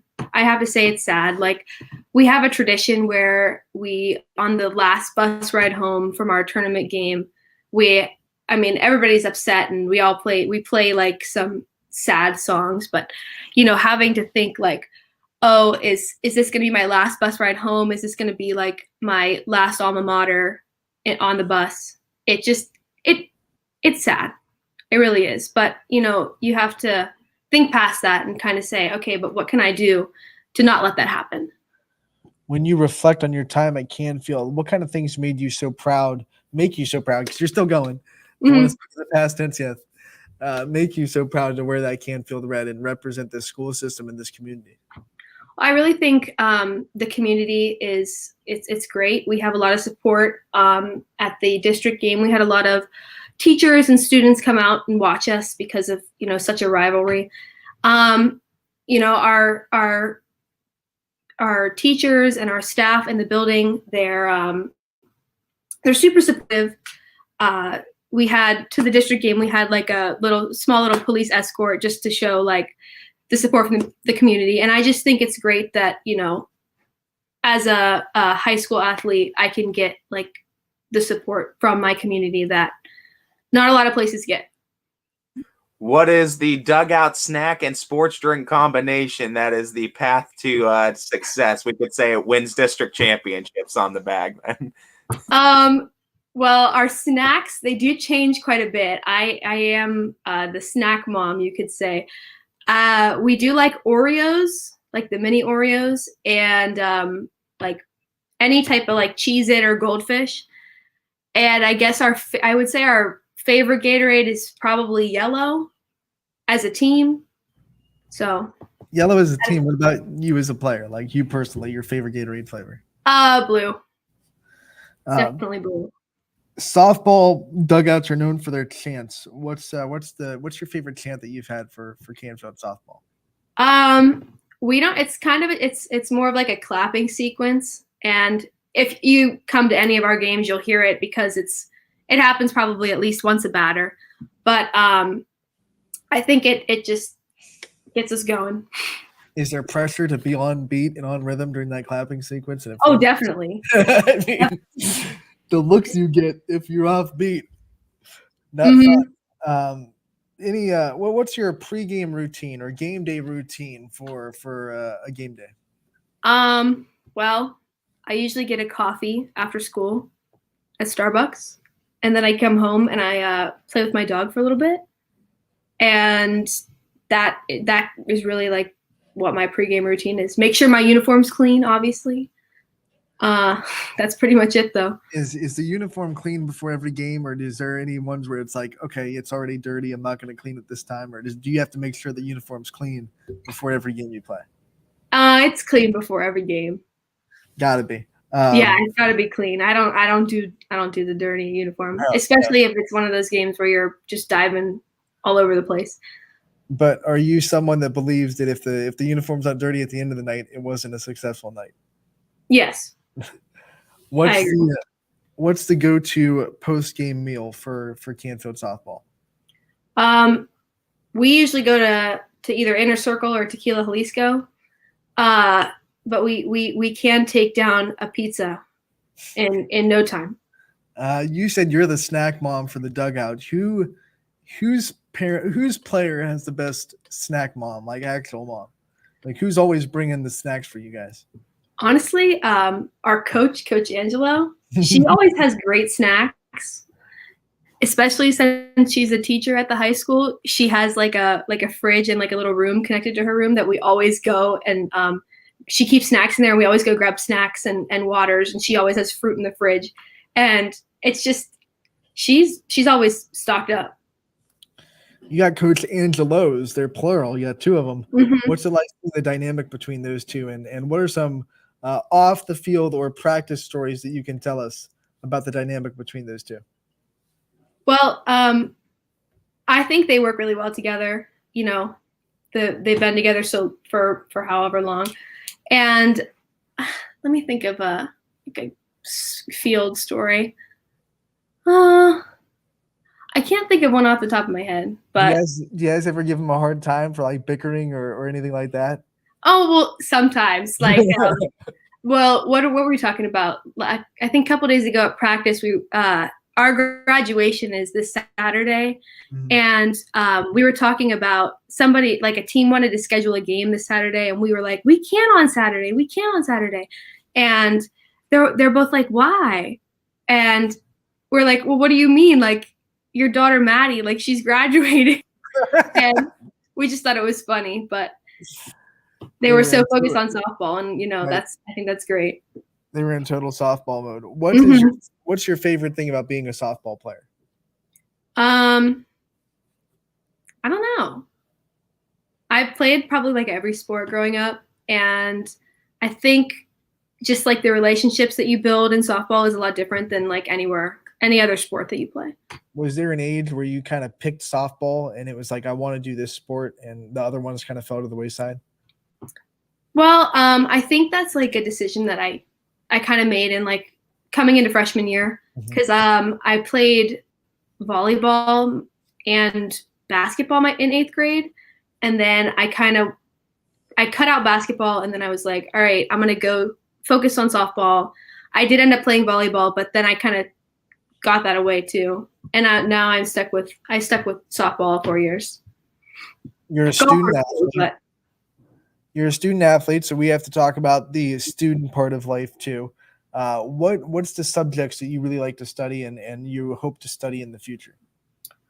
Well, I've always liked science, and I think history is kind of interesting, but in the future I plan to study aeronautics at Kent State. So I'm looking to be an airline pilot. What subject did you struggle with the most in high school? Oh, math. Which that kind of doesn't make sense if I want to go and be a. I was about to say, wait a minute. Well, I'm not like bad at it, but I had like one bad teacher one year, and it kind of was just like off-putting for me. What teacher at Canfield gives the hardest tests? Probably Mr. Hamilton. Do you like the group projects, or do you like to do solo projects if you had to pick? I like solo projects. What's the hardest kind of solo project that you've had in your high school career that you've had to do? I had a research paper due, I think, my freshman year, and I think that was probably the hardest one. Still haunts her 4 years later. Mm-hmm. What are some of the hobbies that you have? If I took away your Wi-Fi and your phone and you had to unplug, what are some hobbies that you have that are not internet based? I like to draw a little bit and like paint, but I do like to go to the gym a lot, and I also like to golf. What's your guilty pleasure dessert? Oh, Graham Central Station ice cream from Handles. Gotta be from Handles, because no one else in does ice cream like Handles. Mm-hmm. Jackie, before we let you go, I want to give you the chance to shout out your support system and the people that are always there for you throughout your career. Well, I want to shout out my parents, for everything they've done for me my whole entire softball career. My coaches, obviously the Angelos, they are great, and I'm so happy that they got to coach me these last 2.5 years. And I also want to shout out my whole team, because, I wouldn't be here without them. So that's pretty much it. Give Canfield Nation a calling card to get out to Nordonia on Wednesday and support you guys. Wait, I'm sorry. What, you cut out? Give Canfield Nation a call to action to get out and support you guys on Wednesday. Uh-oh. I think we're breaking up. Oh. Good? Can you hear me now? Yeah. Okay. I was going to say, give Canfield Nation the chance to, or give them a call to action to go out and support you guys on Wednesday. Let's go, Canfield! There it is. Thank you so much for joining us today and giving us the time, and we'll talk to you real soon. All right, thank you.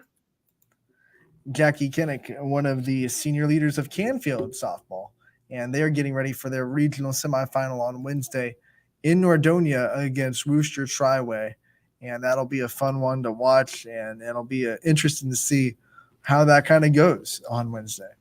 Yeah, I mean, we're obviously hoping we get some representation in D2 for a regional final. Let's go, Canfield. Let's go. That's going to be one. I think the only team in the YSN family that's in the tournaments that you would say is the underdog per se. Like Worcester Triway is the team that everyone knows in Division II. They went to the state championship game last year. They're kind of the big dogs in the state. So I think Canfield is going to have to go in there with that underdog mentality and realize any given day in this sport, with Melina Toth pitching, if she pitches the way she did in the district tournament, you're not going to need a lot of offense. You're just going to have a couple of balls bounce your way. Yeah, but they got an offense that has some thump in that lineup that can give it to them. So they could definitely they could put up some runs in a hurry too, and we've seen Canfield do it more than once this season. So let's see what the Cards have to offer. I think they could definitely surprise some people. And if anybody, if any sport has taught us that any given day exists, it's baseball, softball this year. Absolutely, any given day, Canfield's going to go into that tournament ready, going into that regional ready. And we said this before: if they win that game, doors swing wide open. Right, because that's one of the best teams in the state. The biggest boulder on the road to Akron. That's what we've coined it. But if you get around this boulder, it's some of the rocks. There's some gravel back there, but there's not. Yeah, there's not. It's not like pebbles in front of you. There's rocks and boulders, but this is probably one of the biggest boulders on the road to Akron. This is the one where you have to come up with a very interesting plan to get around. Yep. Like jump over it. Am I gonna try to work my way around it? It's gonna go right through. We're going right through the boulder. It's the immovable force it's the irresistible force meeting the immovable object. I think it's unmovable it's unstoppable force meets an unmovable object. I think it's always been irresistible force meeting the immovable object. I don't think it's irresistible. I think it's unstoppable. I think because it's from the Dark Knight, right? It's the Joker's. It might be something like that. Yeah, I think it's unstoppable. Pop culture reference gone awry.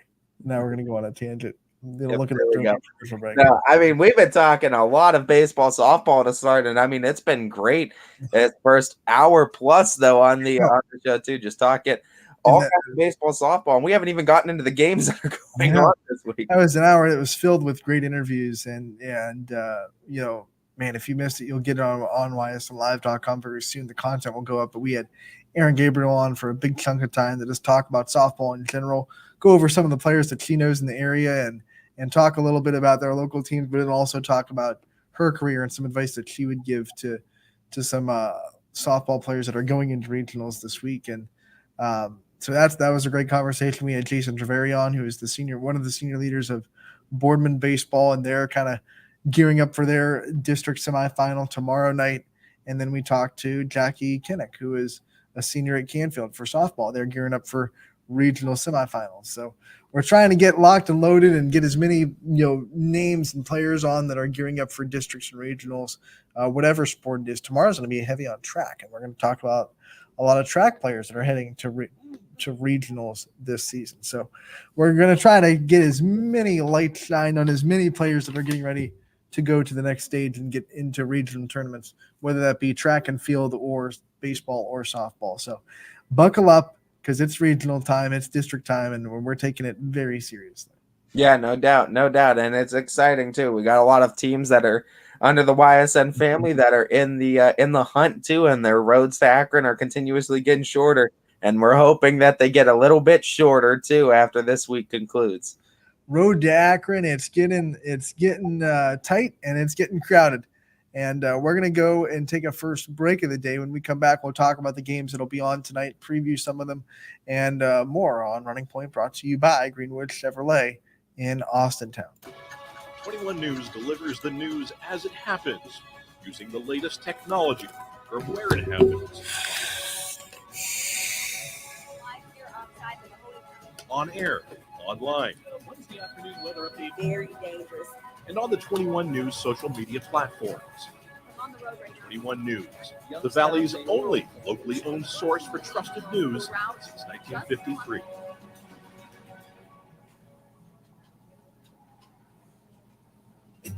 As fine as the eye can see, the finest hardwoods from the finest trees.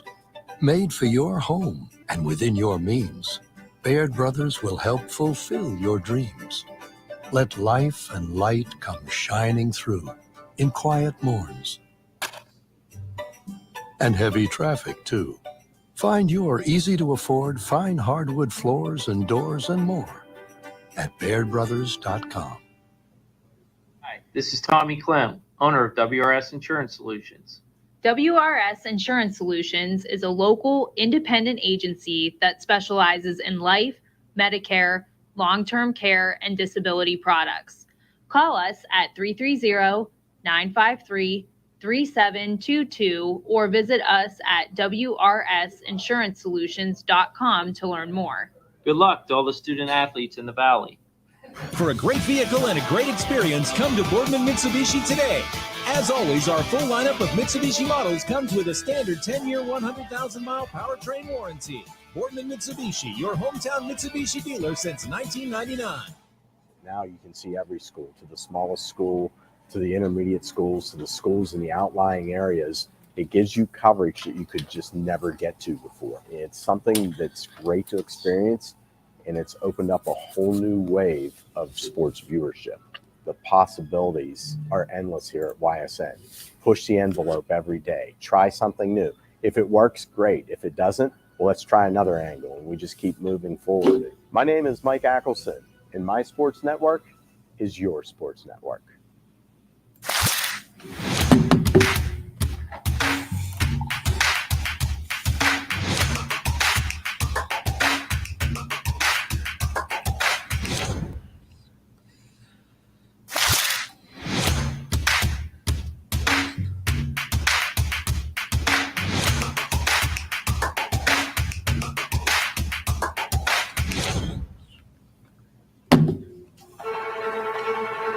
Reliability,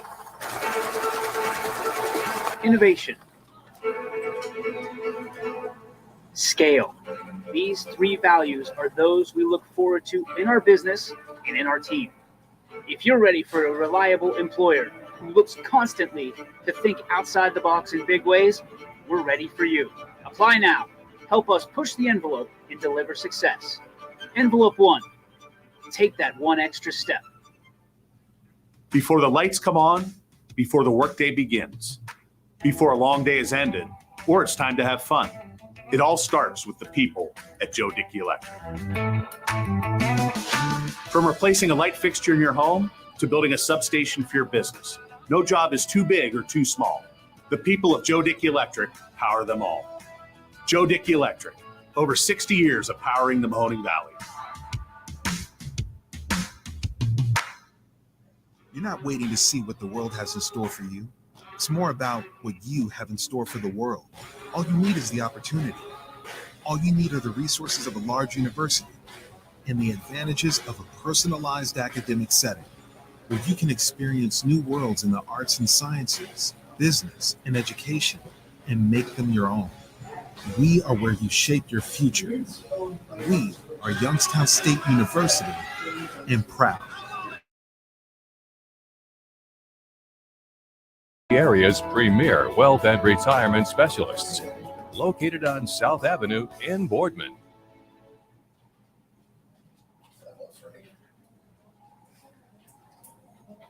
I was teaming up one day. Really? Yeah. Why? I think he was just being a joke about it. But I was teaming up one day. Jimmy Sudman here, director of Isle, Purple Cat, and Golden String. We are happy to support YSN and Jeff two of my Wilson's going favorite in on people, Jacksonville. Scotty It's like Minzer a and Super big- Dave O'Malley. like it's a big We're an deal. agency that provides services for adults with disabilities. We infuse humor, passion, and joy into their lives. If you know of any folks with disabilities that need our assistance, please contact us.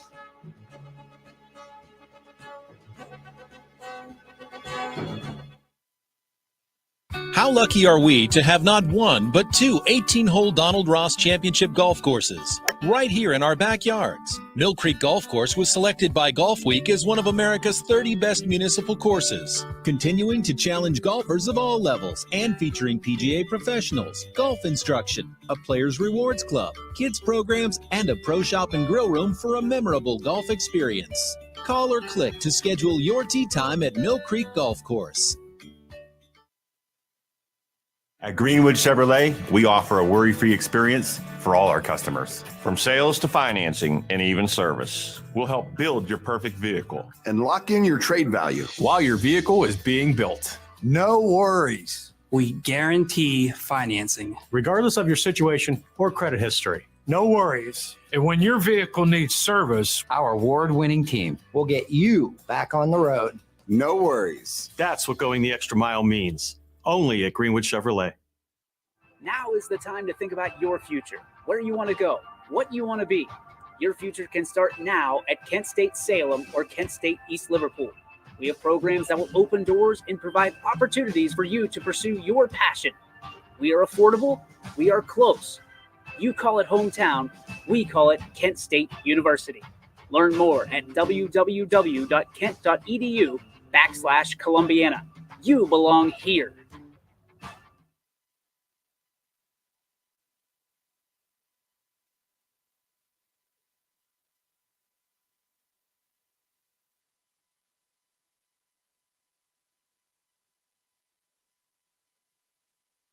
Welcome back to Running Point on ysnlive.com, brought to you by Greenwood Chevrolet in Austintown. Anthony Hartwig alongside Ty Bartell as we go into the games that are going to be on the network tonight and some of the games that we have as far as baseball going on in the district semifinals. I'm trying to keep all these rounds together.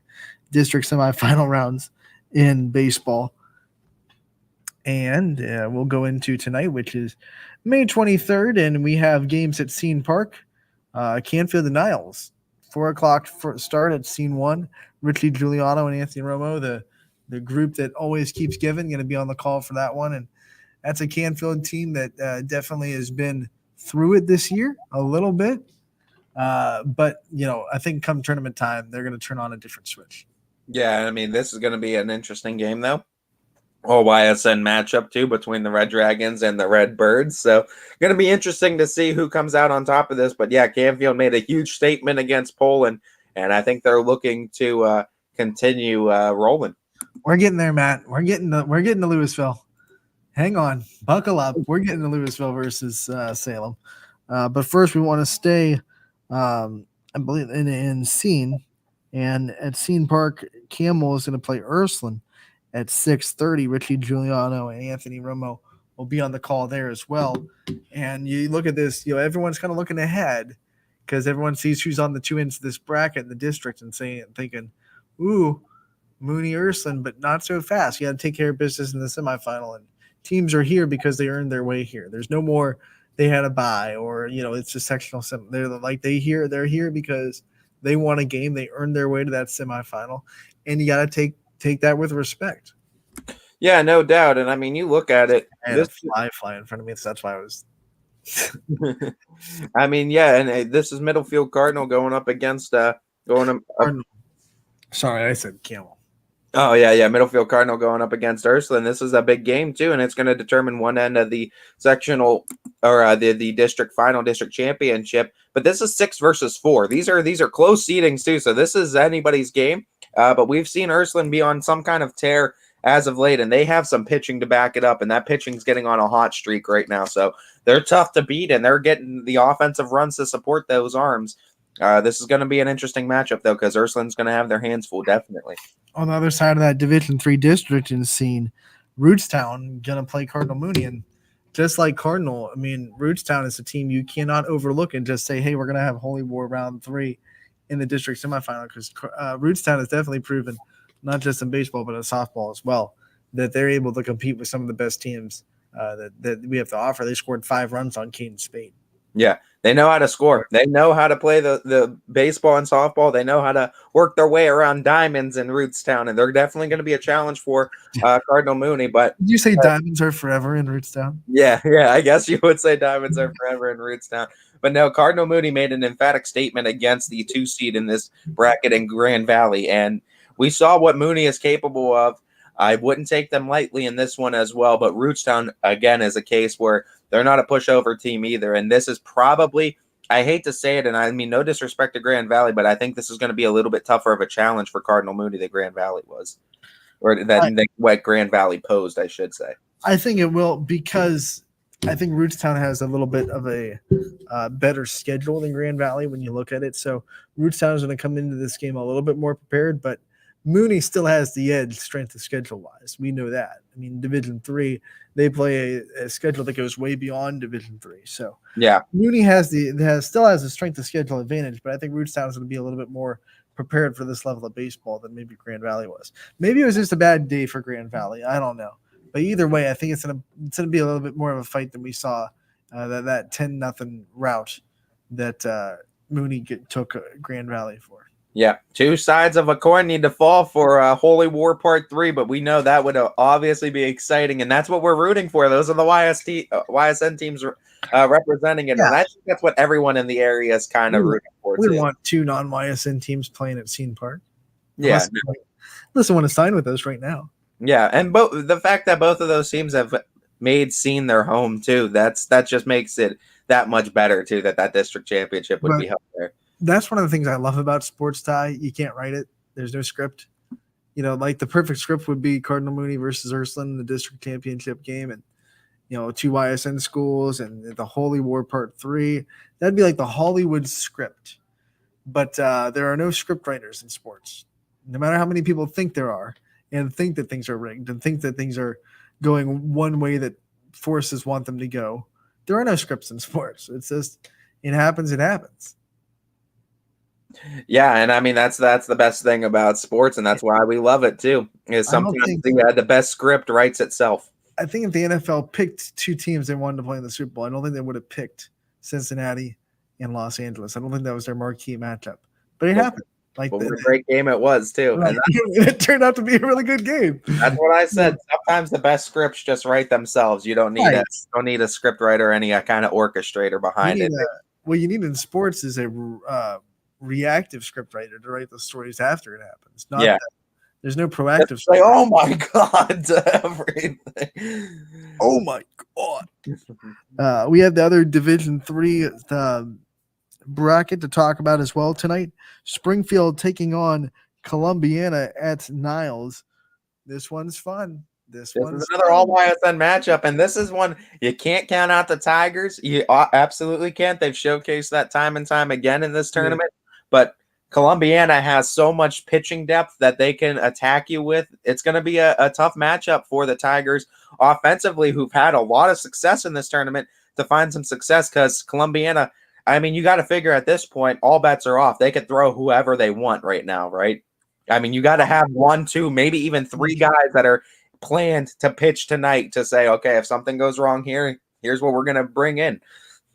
I think Pleska probably goes tonight, my guess. But they could go, I mean, with the way that Columbiana has been pitched. You got McElway and you got Eusebio. I mean, you got a lot of guys that you could turn to on this team. It's make it hard for Springfield because they go in not knowing what arm to expect. Sometimes you go into a game knowing this is the ace and this is who they're going to throw, and that's just that. But Columbiana has a couple of options. They could just be like, "Well, you think we're throwing down the ace of clubs? Well, here's the 9 of hearts right there." Yeah, they got plenty of weapons there, and both teams do. This is going to be a great matchup, and we love it because we're guaranteed a district finalist from it for the YSN family. Guaranteed district finalist, and then we'll go into the other Division III game, which is going to be at 7:00. Game 2 at Niles, Champion versus South Range, another all YSN matchup.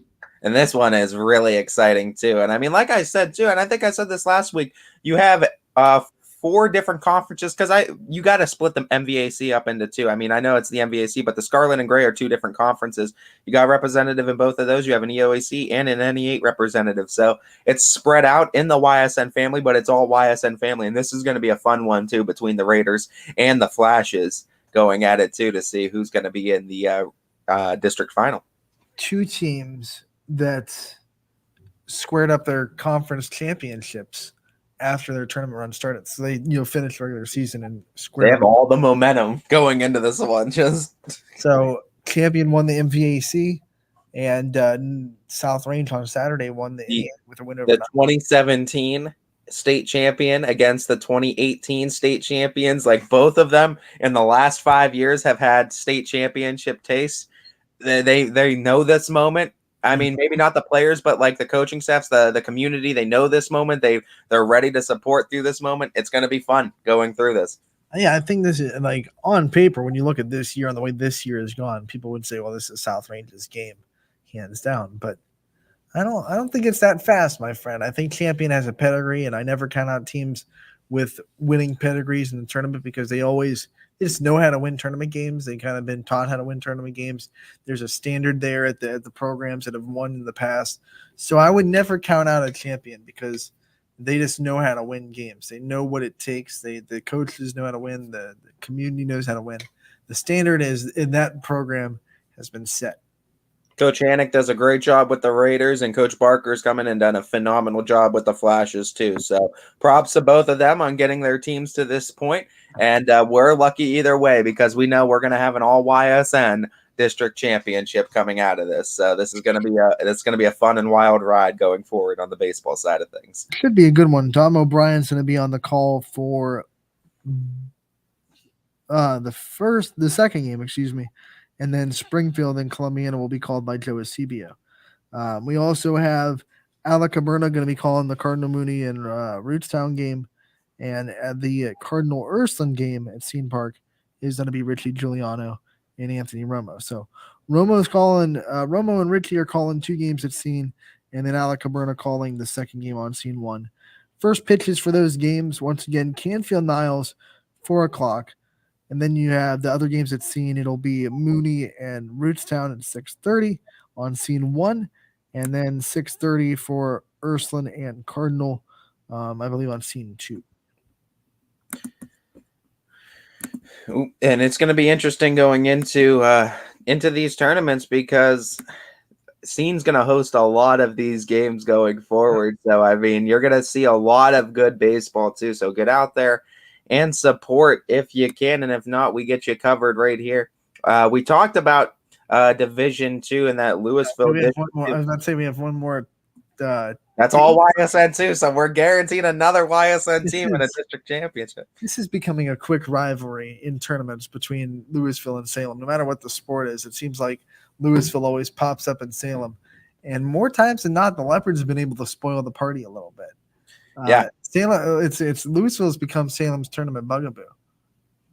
Absolutely. And I mean, it's been interesting, but we know the regular season and how it turned out in Louisville round 1, and it's going to be in Louisville. Salem's the home team, but this is still in Louisville, and Leopard Nation comes out to support hardcore anywhere, but especially with it being right in their backyard, it's going to be a very Leopard-heavy crowd, I think, on hand tonight. Even though Salem bats in the bottom, which is an advantage, no doubt, this is going to be a very interesting game when it occurs between Quakers and Leopards. Salem's rolling right now, but remember when Louisville won, they were on a win streak. So Louisville snapped the win streak; they were already rolling.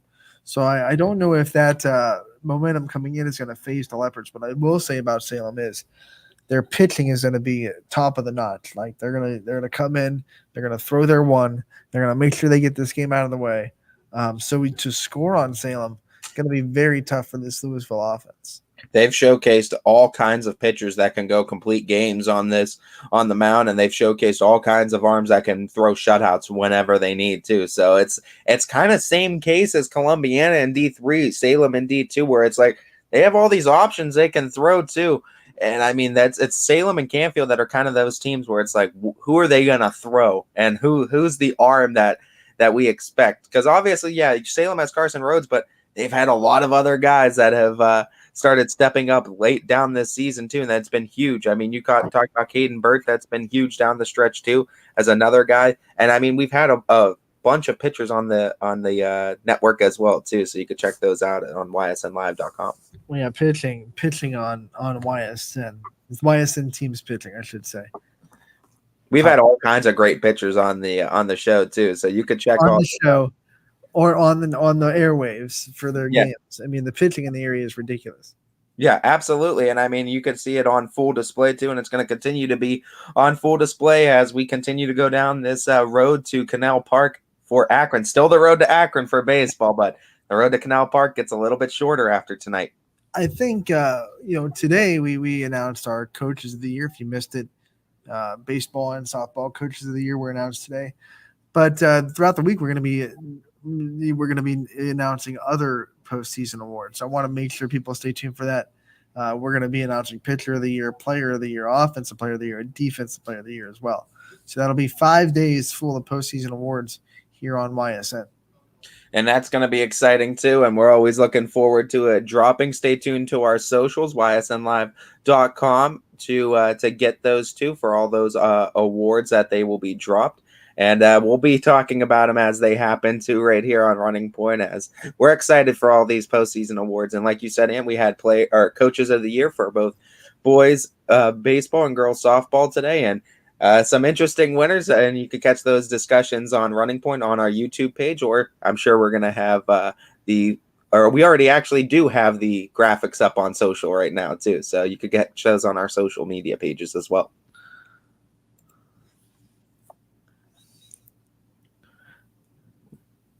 7-0, 1 ERA, last earned run on April 20th, and a 5-2 win over a powerhouse Dover. And I mean, there's probably your guy that's pitching for Leopards, and it's going to be interesting going into that. I wonder how Louisville is going to feel playing as the road team in home field. I wonder how that kind of feeling. Right. It kind of throws off the whole mojo, doesn't it? You would think it throws off mojo. They're going to be focused though, and I mean, you're going to have a lot of crowd behind you. Oh. And you're going to, no matter what, you're going to know the facilities. You're going to know where foul territory is. You're going to know all the little nooks and crannies of that stadium that away teams are just not going to be able to know on the fly. And you know the backstop's really important. Like, how far is the backstop? How does it bounce back there? What can I get away with? What can't I get away with? Knowing that, especially for catchers, is going to be super important. The question is, how much of these teams, or how much did each of these teams show in their first matchup in regular season when they faced off the first time? And I mean, you look at it, and I mean, there it is. I mean, that's a good. Well, thank you for that. Thank you. We didn't know home is home. Yeah. We look at it. This pitching matchup is going to be interesting either way. I think between Salem and Louisville, whoever they throw. But I mean, you got to figure Anthony Warner's probably a good pick for this one too to go up. But these are two schools that know how to compete. These are two schools that play tough schedule. Salem, obviously, in that EBC already gets sharpened by iron with their conference, but they play tough non-conference games. And of course, Louisville, independent. They take a lot of those Federal League teams that go into those. They play some of those EBC teams too as well. They play tough competition all year round. When you look at Louisville, I think their biggest advantage is going to be that schedule. Tough teams, battle tested. When I look at Salem, I think their biggest advantage is going to be experience. They've been here before. They've been to regionals. They've made that run. They're going to be hungry to get back. And to quote Avengers, experience is experience, right? Even if they lost in the regional finals, experience is experience. So the ability to kind of know what to expect, know what it takes to, like we talked about with Champion, knowing what it takes to win at this level, know what to expect from the stage. It's a big advantage. Yeah, absolutely. And that's why the home team. Yeah, that's But why if it's close late, it's still the home team. that's why this matchup's so interesting, and I think it's going to be one of the most interesting matchups I think that you're going to see between two Division II schools and two schools that are YSN represented. We're going to have a YSN team in district finals, but this is going to be a heck of a ride to get there. What I love is in the Niles district in Division III, we're guaranteed someone in the regionals. Like both those district semifinals are all YSN, so we are guaranteed somebody to go to regionals in baseball in Division We III. look forward, and that's why when you get to regionals, you have a chance. Then you have a chance because then all it is just we just need a 4-game run. Right. You just need to go on a 4-game run. Then at that point, Almost 4 games of your life, but yeah, it's difficult. But it's like you can start knocking down like 25%, 50, 70. Like let's go down. Let's knock down these 4 pillars that hold up this table to get what we want on this. I like that analogy. So I mean, just take down one pillar at a time. Then you just need that chance. That's all it is, right? Like you said, I think you highlighted it on Friday. Just give us a chance. Right. Just get us on the table. Let's get some talking room on the table, a seat at the table, if you will, and let's see what we can do. No matter what sport you play in, whether it be whatever level you play in, you just want to get in first. Like the whole goal of the whole season is to get in the postseason. Then you worry about what you do, but you get in, you give me a chance, you give me an opportunity to open the door, because there are a lot of teams that don't. Now, obviously, high school, everyone except football, everyone does get in, but we're talking like regionals. Just get me into regionals. Get me into regionals, and let me square up against some of the best teams in the state, and give me the opportunity.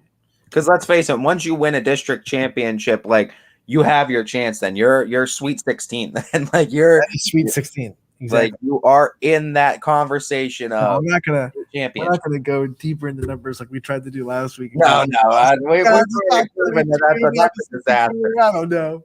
I don't know what number we're on. Right now we're in the district semis for baseball, so that's where we stay. Yeah, and I mean, and going into this, I mean, you're going to be having teams go into district championships, and we hope the most YSN teams are represented in the district championships. Because, like we said, we just need YSN teams to get a chance in these tourneys to see what they can do. Also, the best mustache in high school. That's awesome. That's awesome. We're gonna need that. Can we confirm that? We're gonna need we're gonna need a picture to confirm that too. We're gonna have to bring a picture on the airwaves here. Ron Swanson mustache from That's Parks and Rec. It's like a swirled one. Right, he's got if it comes up and it just like swirls too. He's got the handlebar mustache. Yeah. It goes like all the way down to Fu Manchu. Who's that one pitcher that always had the twirl up mustache? He played for the A's or something. Oh man. I think I know who you're talking. There's been a few that have always done like the twirl. Yeah, the little twirls on the ends. Like the old French movie villains. Oh, yeah. Yes. It should be a fun one. We got Mr. Mustache then that looks to be taking the mound for Louisville, and this should be a great matchup between Quakers and Leopards. Now it won't be like the Reds mascot mustache because he's got the best in the game. You all know. Ant's already handed it. The Reds don't have much going for them, but they have a mustache in their mascot at least. Catfish Hunter. What? Like actual catfish or like fake internet people catfish? What are we doing for? Or is he talking about? Is he talking a picture with is he talking the picture? I don't know. That was one of the most random comments we've ever gotten from a real person. You spelled why did you spell it with the space? It's one word. It's Why one word, James. He put catfish. Cat face fish. So, it's a cat, there's a fish, and then there's a hunter, and then that's it. Right, we also have Class B making its YSN debut tonight as 2 14U games are happening on Scene 3, and Noah Ricks will be on the call for both of those. So Class B, don't forget, it's coming up. It's coming up very soon. 14U's already started, but our coverage of Class B is going to be exactly what it was last year. Every game at Scene Park will be covered by YSN from 18U to 16U. So is this a new one? Oh, geez, I'm scared. He's just saying an 80s A picture. 80s A pit. Yeah, I said he played for the A's already, but his name definitely wasn't Cat Pitch Hunter. And I don't, that's weird. Yeah, your dad might not be okay right now. Oh man. So Class B baseball starting tonight on YSN. Noah Ricks will have the call for all those. Noah Rick's always doing a great job for us too, and getting us the opening of Class B baseball. Should be a fun summer. 6 tournament games tonight. One payment of $9.99 gets you access to all of them. D3 and D2 in baseball district semifinals. D1 and D4 will be tomorrow, and that'll be a fun time. And then Wednesday, kind of softball ready. So we want to take the time to thank the people that were able to come on today. We want to thank Erin Gabriel for taking some time out of her time in Tennessee to come on and check in with us. And we want to thank Jason Trevery for taking the time to talk about his senior season and what they're expecting tomorrow in their district semifinal game. And then we also want to thank Jackie Kinnick from Canfield for giving us her insight into her senior season and what Canfield's going to be looking for in their regional semifinal game tomorrow. As far as tomorrow goes in our schedule, what we'll have confirmed for you, we have Track Tuesday. We're going to call it Track Tuesday because we have some track and field runners coming on tomorrow representing their teams in districts. Actually, I should say in regionals because they've won districts or they've placed it high enough in districts to go to regionals. We're going to have Adam Emmerich from Fitch joining us at 12. And then we're also going to have Ben Alavareco from Boardman joining us at 12:45. We'll also be talking to Madison Dado from South Range Softball tomorrow as well. And we'll feature a recorded interview with Claire Brunner from West Branch Track. So we're going to have 3 track interviews tomorrow. Still going to have a softball one to get you ready for Wednesday. And we're going to have a fun day on a Tuesday. Yeah, it should be a fun one, no doubt, too. We look forward to it tomorrow, 12 to 2, right here on ysnlive.com and all our social media pages. Me and Ty, we're taking a 22-hour break, and we'll be back tomorrow from 12 to 2, as he said. Casual Sports Podcast coming up next, Power Hour from 3 to 4. Oh, actually, DJ's got a game. I don't know if there's going to be a Power Hour. Let me see what time it is. You could stay tuned to socials, too, for that. As I'm sure there'll be news or you'll be updated one way or the other. Hold up. DJ's doing the Louisville game at 5. No Power Hour. He just said it from. There we go. Breaking news. Breaking news. Casual Sports Podcast coming up from 2 to 3. No Power Hour, but we have 6 tournament games on tonight, and they start at 4:00. So pay $9.99. One payment of $9.99 gets you access to all 6 games. And you can find those on ysnlive.com/live. Me and Ty, we're saying bon voyage until tomorrow, and we will see you tomorrow on Running Point. Brought